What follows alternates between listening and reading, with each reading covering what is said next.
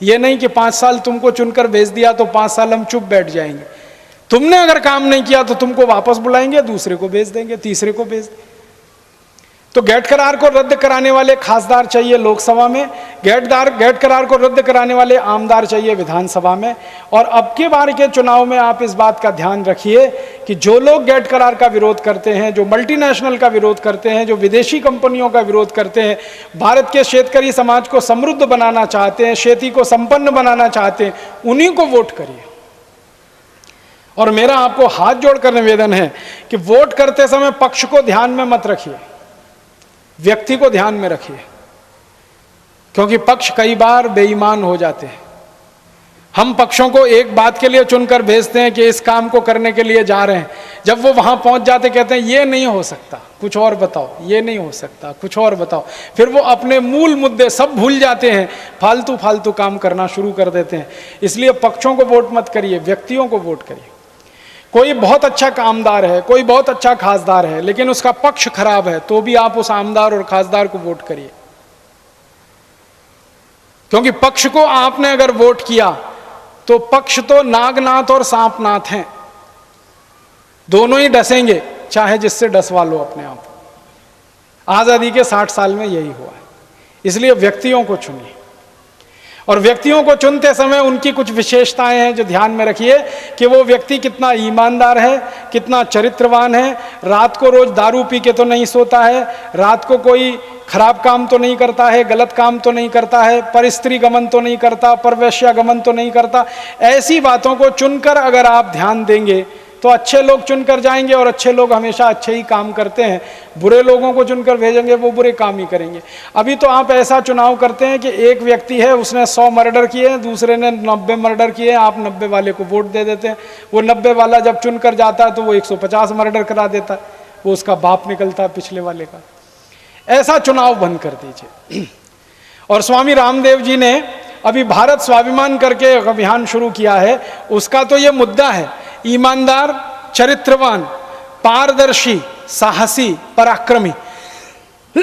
ये 5 सूत्र हैं, ईमानदार, चरित्रवान, साहसी, पराक्रमी और पारदर्शी। ऐसे गुण जिसमें भी हैं वो सबको चुनवाकर संसद में भेजना, लोकसभा में, विधानसभा में भेजना। इसके लिए भारत स्वाभिमान मंच बना दिया, अभियान शुरू कर दिया उन्होंने। मैं उसी अभियान का एक कार्य करने वाला व्यक्ति हूं। हमारे रवि भाई राणा भी उस अभियान के साथ जुड़े हुए हैं। यहाँ बहुत सारे जो पतंजलि योग समिति के कार्यकर्ता बैठे होंगे वो भी उस अभियान के अंग हैं। तो इस अभियान को लेकर 2 साल स्वामी रामदेव जी और मैं भारत के 600 जिलों का प्रवास करने जा रहे हैं, और 600 जिलों का प्रवास करके हर जगह एक ही बात कहने जा रहे हैं कि आपके मतदान के समय ध्यान दीजिए, वोट देते समय ऐसे व्यक्तियों को जो विदेशी कंपनियों का बहिष्कार करते हों, गैट करार को रद्द कराने की बात करते हों, अंग्रेजों के ज़माने के बनाए हुए कानूनों को ख़त्म कराने की बात करते हों। ऐसे 15-20 मुद्दे तय हुए हैं, उसके आधार पर आप वोट करिए। और ये बात कहने के लिए स्वयं रामदेव जी जाने वाले हैं 600 जिलों में, मैं जाने वाला हूँ, और ऐसे दूसरे भी साधु संत जाने वाले हैं 600 जिलों में।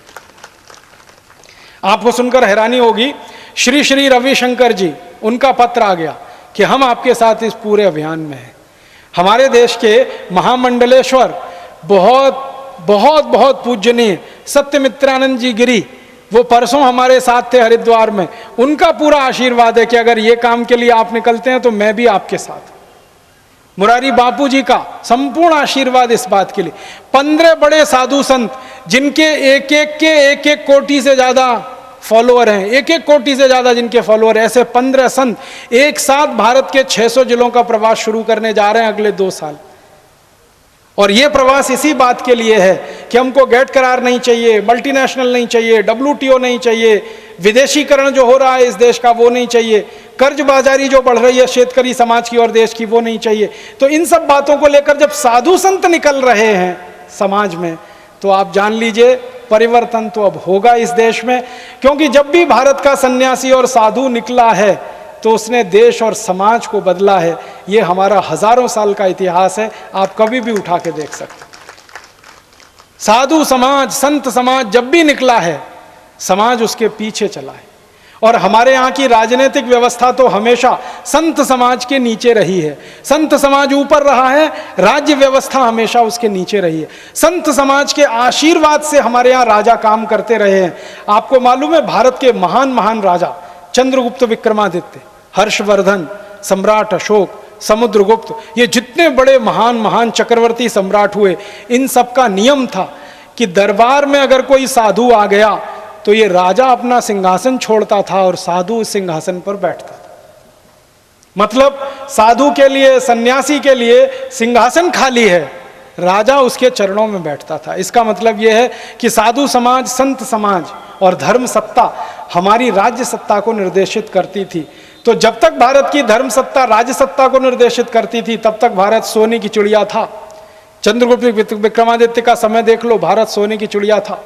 समुद्रगुप्त का समय देख लो, भारत सोने की चिड़िया था। हर्षवर्धन का समय देख लो, भारत सोने की चिड़िया था। सम्राट अशोक का समय देख लो, भारत सोने की चिड़िया था। जब जब धर्म सत्ता ऊपर रही है, राज्य सत्ता नीचे रही है, भारत सोने की चिड़िया रहा।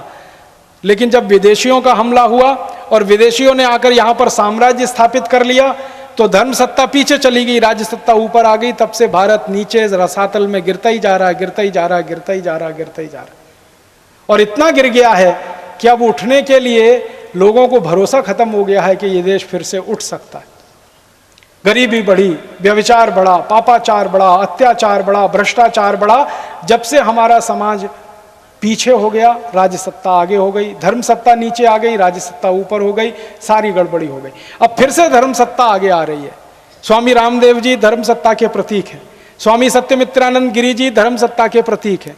महामंडलेश्वर जितने इस देश में धर्म सत्ता के प्रतीक हैं। हमारे देश के जितने भी ऐसे महान महान, मुरारी बापू धर्म सत्ता के प्रतीक हैं, आसाराम बापू धर्म सत्ता के प्रतीक हैं। तो ये धर्म सत्ता के प्रतीक ऐसे बड़े साधु पुरुष सन्यासी सब एक साथ इकट्ठे हो रहे हैं। 3 अप्रैल को हरिद्वार में एक बड़ा सम्मेलन होने जा रहा है, उसमें घोषणा होने जा रही है। उस सम्मेलन के बाद ये घोषणा होगी और सारे देश में इन साधु संतों के प्रवास शुरू हो जाएंगे। अगले 2-3 वर्षों में आप देखेंगे नए नए लोग निकल कर आएंगे, नए नए पुढ़ारी निकल कर आएंगे, नए नए खासदार निकलेंगे, नए नए आमदार निकलेंगे, जो इन साधु संतों के आशीर्वाद से संसद और विधानसभाओं में जाएंगे और देश की व्यवस्था परिवर्तन करने का काम शुरू हो जाएगा। तो मैं आपको ये व्यवस्था परिवर्तन के काम के लिए निमंत्रण देने आया, आपको निवेदन करने आया कि आप भी इस अभियान में जुड़ जाइए, शामिल हो जाइए। दोस्तों, सबसे पहले तो चैनल सब्सक्राइब करें, फिर लाइक, कमेंट और शेयर करें। और हाँ, हमारा एंड्रॉयड ऐप डाउनलोड करना ना भूलें।